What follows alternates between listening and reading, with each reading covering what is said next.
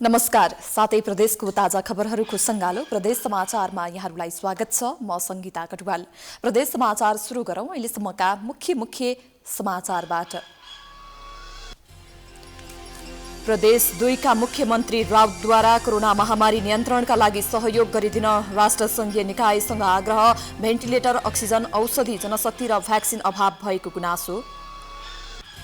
प्रदेशभर आवश्यक पर्ने अक्सिजन आपूर्ति गर्न अक्सिजन प्लान्ट सुर्खेतमै स्थापना गर्ने कर्णाली प्रदेश सरकारको निर्णय। दुर्गम क्षेत्रका संक्रमितलाई हेलिकप्टरबाट उद्धार गरिने। जसपाको उपेन्द्र यादव पक्षको कारबाहीको आधारमा प्रदेशसभा सदस्यबाट पदमुक्त भएका लुम्बिनीका 4 मन्त्रीको रिटर उप सर्वोच्चमा सुनवाई जारी। पदमुक्त गर्ने निर्णय बदर गर्न माग। र तालको सहर पोखरामा भएका तालहरूको संरक्षण हुन सकेन। अध्ययन प्रतिवेदनको सुझाव कार्यान्वयन हुनेमा आशंका।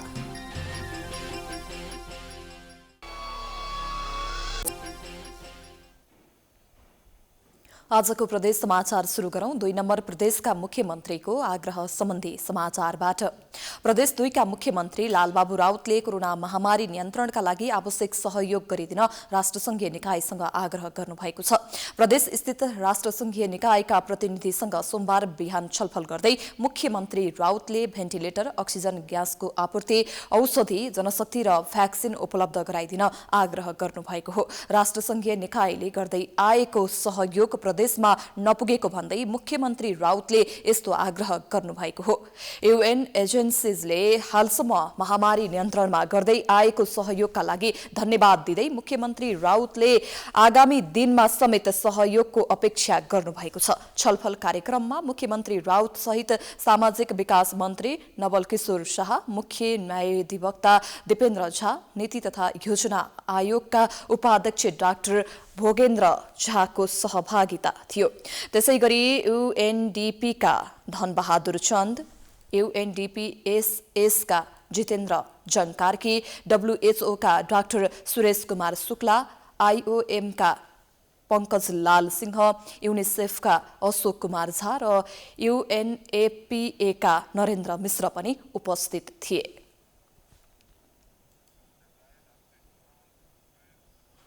अबको क्रममा कर्णाली प्रदेश सरकारको निर्णय सम्बन्धी समाचारतर्फ लागौं। कर्णाली प्रदेश सरकारले प्रदेशभर आवश्यक पर्ने अक्सिजन आपूर्ति गर्न अक्सिजन प्लान्ट सुर्खेतमै स्थापना गर्ने भएको छ। आइतबार साँझ बसेको मन्त्री परिषद बैठकले कोरोना भाइरसका नयाँ भेरिएन्ट सहितका बिरामीलाई अक्सिजन अनिवार्य भएकोले सुर्खेतमै उत्पादन गर्ने भएको हो। त्यस्तै कर्णाली प्रदेश सरकारले दुर्गमका संक्रमितलाई हेलिकप्टरबाट उद्धार गर्ने निर्णय समेत गरेको छ। कर्णाली प्रदेशका दुर्गम जिल्लाहरू डोल्पा, मुगु र हुम्लामा संक्रमितलाई हेलिकप्टरबाट उद्धार गर्ने निर्णय भएको हो। त्यस्तै मन्त्री परिषदको बैठकले संक्रमित बिरामीको उद्धारका लागि सरकारले 1 करोड बजेट छुट्याएको छ। यस्तै मन्त्री परिषद बैठकले अक्सिजन सिलिन्डर खरिद तथा व्यवस्थापनका लागि 6 करोड 35 लाख, अक्सिजन कन्सन्ट्रेटर खरिदका लागि 5 करोड 45 लाख र रेमडेसिभिर लगायतका औषधि खरिदका लागि 1 करोड बजेट छुट्याइएको छ। अब लुम्बिनी प्रदेशको बाँकीमा जारी निषेधाज्ञा लम्बाइएको सम्बन्धी समाचारतर्फ लागौं। कोरोना भाइरस संक्रमण नियन्त्रणका लागि बाँके जिल्लामा जारी निषेधाज्ञा जेठ 10 गतेसम्मका लागि लम्बिएको छ। कोरोना भाइरसको दोस्रो लहरबाट अति प्रभावित बाँकेमा वैशाख 12 गतेदेखि निषेधाज्ञा जारी गरिएको थियो। पछिल्लो चरणमा थपिएको समेत गरी बाँकेमा सोमबार रातिसम्मका लागि निषेधाज्ञा जारी गरिएकोमा त्यसलाई बढाएर जेठ 10 गतेसम्मका लागि पुर्याइएको हो। कोभिड-19 को संक्रमण दरमा कमी नआई परिस्थिति असहज बन्दै गइरहेको स्थितिमा संक्रमण रोकथाम, नियन्त्रण र उपचार व्यवस्थापनलाई अझ प्रभावकारी बनाउन निषेधाज्ञालाई निरन्तरता दिएको बाँकेका प्रमुख जिल्लाधिकारी शिवराम गेलालले जानकारी दिएका छन्। निषेधाज्ञा अवधिमा अत्यावश्यक सेवा क्षेत्र भने सञ्चालन हुन पाउनेछन्। निषेधाज्ञाको पालना नगर्नेलाई संक्रामक रोग ऐन र स्थानीय प्रशासन ऐन अनुसार कारबाही गर्ने चेतावनी दिएको छ। अब फेरि लुम्बिनी प्रदेशकै समाचारतर्फ लागौं। त्यहाँका मन्त्रीहरू सम्बन्धी विवादित विषय जुन आज सर्वोच्च अदालतमा बहस भइरहेको छ। जसपाको उपेन्द्र यादव पक्षको कार्यवाहीको आधारमा प्रदेशसभा सदस्यबाट पदमुक्त भएका लुम्बिनी प्रदेशका 4 मन्त्रीको रिट उपर सर्वोच्च अदालतमा सुनवाई जारी छ। आफूहरूलाई पदमुक्त गर्ने निर्णय बदरको माग गर्दै दायर रिट उपर न्यायाधीश नहकुल सुवेदीको इजलासमा सुनवाई भइरहेको हो। अविश्वास प्रस्तावमाथिको हस्ताक्षर फिर्ता लिई मुख्यमन्त्री शंकर पोखरेललाई साथ दिएका सन्तोष कुमार पाण्डे, विजय बहादुर यादव, सुमन शर्मा र कल्पना पाण्डेलाई यादव पक्षको कार्यवाहीलाई आधार मानेर प्रदेशसभाका सभामुख पूर्ण बहादुर घरतीले वैशाख 16 मा पदमुक्त गरेका थिए। पदमुक्त गर्नुअघि जसपाका अध्यक्ष महन्त ठाकुरले प्रदेशसभामा पत्र पठाई जसपाले उनीहरूमाथि कार्यवाही नगरेको र प्रदेश समिति नै नबनेकाले प्रदेशको काम प्रदेशसभा संसदीय दलले नै गर्ने जानकारी दिएका थिए। 4 मन्त्रीले दायर गरेको रिटमा लुम्बिनी प्रदेशसभाका सभामुख जनता समाजवादी पार्टीका अध्यक्ष उपेन्द्र यादव, जनता समाजवादी पार्टीका लुम्बिनी प्रदेशसभा संसदीय दलका नेता सहसराम यादवलाई विपक्षी बनाइएको छ। आफूहरूमाथि गरिएको कार्यवाही उत्प्रेरणाको आदेश मार्फत बदर गर्न र रिटको अन्तिम टुङ्गो नलागेसम्म सांसद पदबाट पदमुक्त गर्ने सभामुखको निर्णय कार्यान्वयन नगर्न अन्तरिम आदेश माग गरिएको छ। रिट निवेदक पाण्डे हाल लुम्बिनी प्रदेश सरकारको भौतिक पूर्वाधार मन्त्री, यादव भूमि व्यवस्था मन्त्री, कल्पना पाण्डे उद्योग, वन तथा वातावरण मन्त्री र रायमाझी भौतिक पूर्वाधार राज्य मन्त्री रहेका छन्। प्रदेश समाचारमा पालो भएको छ विश्रामको।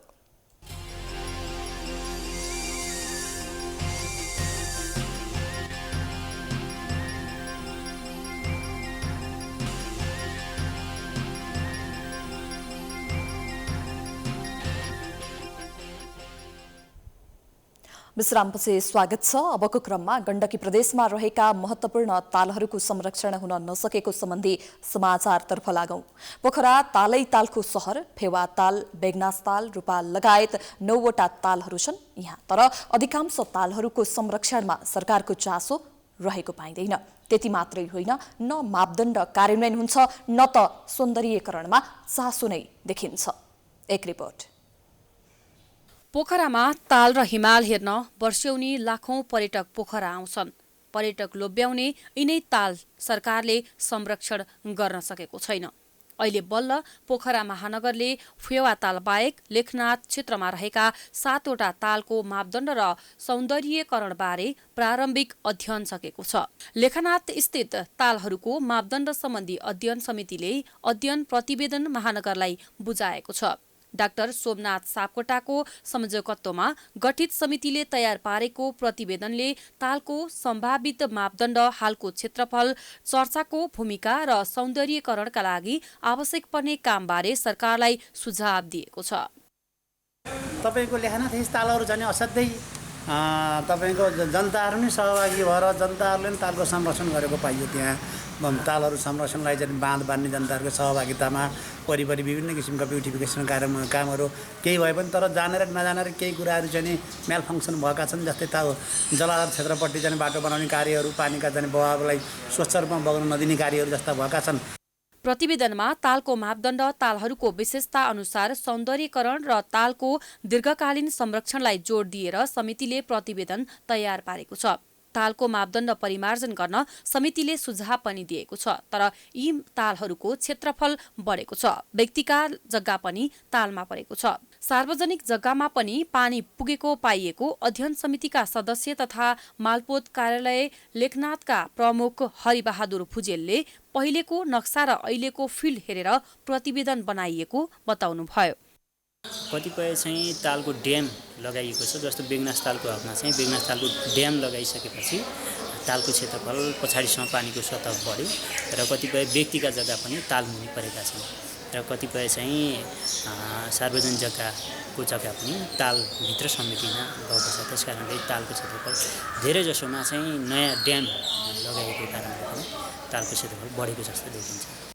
समितिले बुझाएको प्रतिवेदन महानगरका मेयर मानबहादुर जीसीले लिएर कार्यान्वयनका लागि अगाडि बढाइसकेका छन्। उनले यसै वर्ष गुरु योजना तयार गर्न प्रमुख प्रशासकीय अधिकृतलाई निर्देशन दिने, प्रतिवेदनको अध्ययनपछि तालको मापदण्ड, तालहरूको विशेषता अनुसार सौन्दर्यकरण र तालको दीर्घकालीन संरक्षणलाई जोड दिने उहाँको भनाइ छ। ल मैले तपाईँहरूसँग हेर्दाखेरि पनि तपाईँहरूले कामहरू देख्दा तपाईँहरूसँग हेर्दाखेरि पनि यो 1 वर्ष नभइकन वास्तवमा आउने रहन्छ भन्ने कुरोहरू यही कन्सल्टेन्ट हायर दिएका भए उसले 1 वर्षभन्दा पहिले रिपोर्ट बुझाउने नि थिएन र यो कन्सल्टेन्ट हायर त पैसा पनि धेरै जान्थ्यो, 1 वर्षमा रिपोर्ट पनि आउन गाह्रो हुन्थ्यो र त्यो रिपोर्ट के हुन्थ्यो भने बाहिरको मान्छेले बनाउँथ्यो। बाहिरको मान्छेले बनाउँदाखेरि जसरी नापी लिएर मालपोतले जसरी कोअपरेसन समन्वय गरेर काम गरे त्यो त नि बन्ने थिएन भन्ने मलाई लाग्छ। प्रतिवेदन पाएपछि महानगरले त्यहाँका तालको छुट्टै मापदण्ड कायम गर्नेछ। हाल बेगनाथ, रूपा लगायत तालमा 100 मिटर मापदण्ड छ, तर स्थानीयले त्यो मापदण्ड व्यावहारिक र वैज्ञानिक नभएको भन्दै सच्याउन दबाव दिँदै आएका थिए। लामो समयदेखि छलफलकै क्रममा रहेका यहाँका तालहरूको मापदण्ड तालको आकार हेरेर तोक्न सिफारिस गरिएको छ। अध्ययन समितिले बेगनास र रूपा तालको मापदण्ड 60 मिटर र बाँकी साना तालहरूको मापदण्ड 30 मिटर तोक्न सकिने प्रतिवेदन दिएको हो। कास्कीबाट अनिता घिमिरेको रिपोर्ट। अब लागौं प्रदेश 1 को तेह्रथुमको स्थानीय निकायले सुरु गरेको घर दैलो कार्यक्रम सम्बन्धी समाचारतर्फ। कोरोना भाइरसका कारण नागरिकहरूलाई विभिन्न समस्या हुँदै आएको छ। स्वास्थ्य, खानेपानी, खाद्यान्न, उपचारका लागि सवारी साधन लगायतका विषयमा समस्या नहोस् भनेर तेह्रथुमको 76 गाउँपालिकाले निषेधाज्ञाको समयमा घर घरमा सेवा दिने भएको छ। एक रिपोर्ट। कोरोना भाइरसको नयाँ भेरिएन्ट संक्रमण तीव्र रूपमा बढ्दै गइरहेको बेला स्थानीय निकायहरूले विभिन्न उपाय खोज्न थालेका छन्। गाउँपालिकाहरूले घर घरमै पुगेर सेवा दिने प्रयास थालेका छन्। तेह्रथुम जिल्लाको 76 गाउँपालिकाले पनि निषेधाज्ञाका बेला नागरिकलाई परेका समस्या समाधानका लागि घर दैलो अभियान सुरु गरेको छ। निषेध आज्ञाको पालना गर्न आग्रह गर्दै आफ्ना नागरिकहरूलाई घर घरमै सेवा दिने गाउँपालिकाका सन्तोष तिगेलाले बताउनुभयो। हामीले आकस्मिक बिरामीहरूलाई घर घरमा चाहिँ सवारी साधन निःशुल्क रूपमा उपलब्ध गराउने गरी त्यो मैले प्रयोग गर्ने सवारी साधन अन्यत्र अर्को सवारी साधन प्रयोग गर्नु पर्यो भने पनि निःशुल्क रूपमा पालिकाले बेहोर्ने गरी हामीले परिचालन गर्ने गरेको व्यवस्था गरेका छौँ। दोस्रो, खाद्यान्न अभाव हुनसक्छ, बजार लक छ, खाद्यान्न अभाव हुनसक्छ। टोल बस्तीहरूमा हामीले सूचना सम्प्रेषण गरेका छौँ।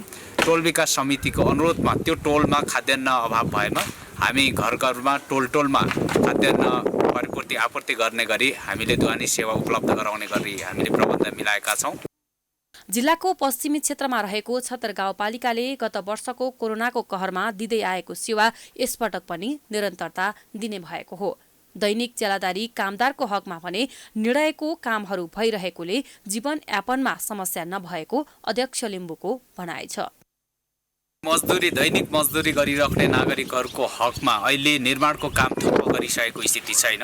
यहाँ मजदुरी गर्ने नागरिकहरूको हकमा निर्माणको काममा संलग्न हुनुहुन्छ र उहाँहरू सुरक्षित हिसाबले निर्माणको काममा सहभागी हुनुहुन्छ र आफ्नो ज्याला लिनुहुन्छ, त्यो ठप्प गरेको स्थिति छैन। र यहाँको दुग्ध व्यवसायको लागि दुधलाई बन्द गरेको छैन। तरकारी बेचेर चाहिँ जीविकोपार्जन गर्ने तरकारी व्यवसायीहरूको लागि पनि दिनको 2 घण्टा ओपन गरिदिएको छ र अरू पेसा व्यवसायहरूको हकमा 1 हप्ताको लागि हामीले पूर्ण रूपमा बन्द भनेका छौँ। अब यो 1 हप्ताको असरलाई हामीले हेरेर आगामी दिनमा केही योजनाहरू तयार पार्नुपर्ने हुनसक्छ।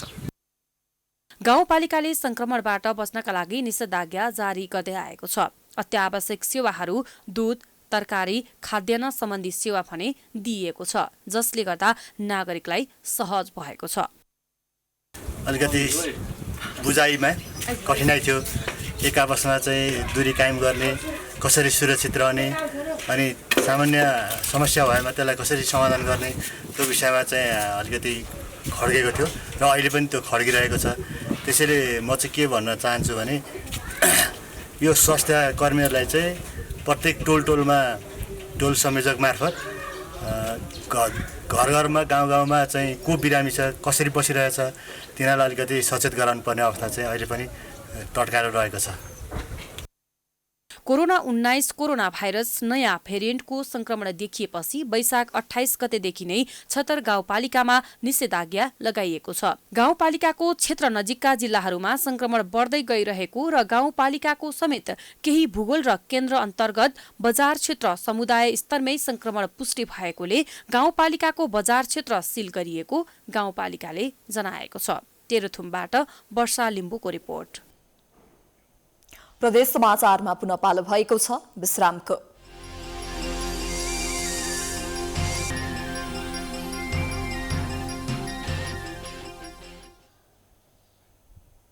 विश्रामपछि स्वागत छ। अबको क्रममा प्रदेश 2 तर्फ लागौं, जहाँ विकास निर्माणका कामहरू भइरहेको छ। कोरोनाको जोखिमले अन्य क्षेत्र बन्द गरिए पनि कतिपय ठाउँमा विकास निर्माणका काम भइरहेका छन्। बाराको विश्रामपुर गाउँपालिका वडा नम्बर 2 बैरनियामा विकास कार्य भने रोकिएको छैन। त्यहाँ सडक कालोपत्री गर्ने काम भइरहेको छ। एक रिपोर्ट। कोरोनाको दोस्रो लहर चलिरहेको बेला एकातर्फ विभिन्न नगरपालिका, गाउँपालिका लगायत स्थानीय निकायको गतिविधि प्राय ठप्प रहेको बेला बाराको विश्रामपुर गाउँपालिका वडा नम्बर 2 बरेनियामा विकास कार्य भने रोकिएको छैन। अन्य दिनको चहलपहलका बेला विकास कार्यहरूमा कठिनाई हुने गरेको, तर हालका दिनहरूमा कोभिडको संक्रमणलाई ध्यानमा राख्दै आवश्यक स्वास्थ्य मापदण्ड अपनाउँदै भइरहेको विकास निर्माणले स्थानीयहरू पनि खुसी भएका छन्। हमने के तो संतुष्टि बा, एकदम संतुष्टि बा। नाला बनिए गए, रोड बनिए गए, सब कुछ हमने के नजर में अच्छा लागत है। कान पर साइकिल लाद के 3-3 किलोमीटर जाके वहाँ सिंगैया नकवा गांव में आदमी जाए तो साइकिल कान पर पहुँचावे। अब कितना सहज हो गया, इतना सहज हो गई सर, ये इतना सहज हो गया।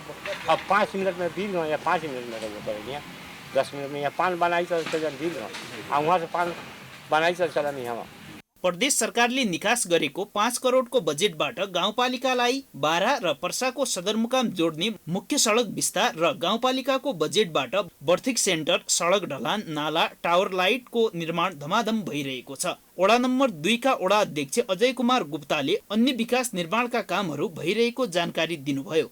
अहोरात खटेर हामीहरू काम गरिरहेका छौँ। अब मेन के छ कि ठेकेदारको टाइम खत्म भइसकेछ। अब अहिले नगरायो भने यो हाम्रो बजेट यस्तै ल्याप्स जान्छ। त्यही भएर यो काम हामीहरू अहिले कोभिडको मारमा पनि हामीहरू काम फास्ट गराइरहेको छौँ कि काम हाम्रो होस्। यो बाटो तपाईँको यो वीरगञ्ज सदरमुकाम जोड्ने तपाईँको यो बाटोबाट लगभग 20वटा गाउँको जनतालाई लाभान्वित भइरहेछ। गुप्ताले कच्ची सडक बर्सातको बेला बगेर जाने भएकाले बारा र पर्साको सदरमुकामसम्म आवत जावत गर्न लामो दूरी तय गर्नुपर्ने बाध्यतालाई ध्यानमा राखेर उक्त बाटोलाई कालोपत्रे र ढलान गरिएको बताए। सडकको काम गर्दा अरू बेला अवरोध हुने गर्दछ, तर अहिले भने सजिलो हुने भएकाले पनि काम भइरहेको छ। कोभिडको दोस्रो लहर चलिरहेकै बेला बाराको विश्रामपुर वार्ड नम्बर 2 गाउँपालिकामा अहिले विकासका कामहरू धमाधम भइरहेको छन्। विकासका काम भइरहँदा अहिले यहाँ स्थानीयहरू पनि हर्षित भएका छन्। पछिल्लो समयमा जसरी विश्रामपुर गाउँपालिका र आसपासका गाउँपालिकाका आम सर्वसाधारण बाराका सदरमुकाम र पर्साका सदरमुकाम जानको लागि विभिन्न कठिनाइको सामना गर्नुपर्थ्यो, तर अहिले यो सडक निर्माणले यहाँका स्थानीयलाई धेरै राहत भएको छ। बाराबाट श्रीकान्त र क्यामेरामा राजु बैठाको साथमा जितेन्द्र शाह, बारा, विश्रामपुर। यो सँगै हामी प्रदेश समाचारको अन्त्यमा आइपुगेका छौं। जाँदा जाँदै प्रमुख समाचार पुनः एकपटक। प्रदेश 2 का मुख्यमन्त्री राउतद्वारा कोरोना महामारी नियन्त्रणका लागि सहयोग गरिदिन राष्ट्रसङ्घीय निकायसँग आग्रह। भेन्टिलेटर, अक्सिजन, औषधि, जनशक्ति र भ्याक्सिन अभाव भएको गुनासो। प्रदेशभर आवश्यक पर्ने अक्सिजन आपूर्ति गर्न अक्सिजन प्लान्ट सुर्खेतमै स्थापना गर्ने कर्णाली प्रदेश सरकारको निर्णय। दुर्गम क्षेत्रका संक्रमितलाई हेलिकप्टरबाट उद्धार गरिने। जसपाको उपेन्द्र यादव पक्षको कार्यवाहीको आधारमा प्रदेशसभा सदस्यबाट पदमुक्त भएका लुम्बिनीका 4 मन्त्रीको रिट उप सर्वोच्चमा सुनवाई जारी। पदमुक्त गर्ने निर्णय बदर गर्न माग। र तालैतालको सहर पोखरामा भएका तालहरूको संरक्षण हुन सकेन। अध्ययन प्रतिवेदनको सुझाव कार्यान्वयन हुनेमा आशंका।